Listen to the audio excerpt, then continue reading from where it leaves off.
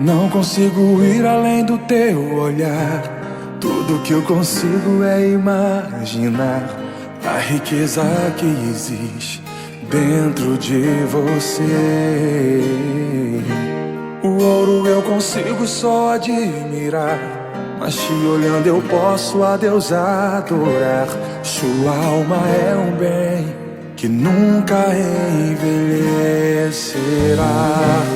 O pecado não consegue esconder a marca de Jesus existe em você. O que você fez ou deixou de fazer não mudou o início, Deus escolheu você. Sua raridade não está naquilo que você possui ou que sabe fazer. Isso é mistério de Deus com você. Você é um espelho que reflete a imagem do Senhor. Não chore se o mundo ainda não notou. Já é o bastante Deus reconhecer o seu valor. Você é precioso, mais raro que o ouro puro de Ofir. Se você desistiu, Deus não vai desistir.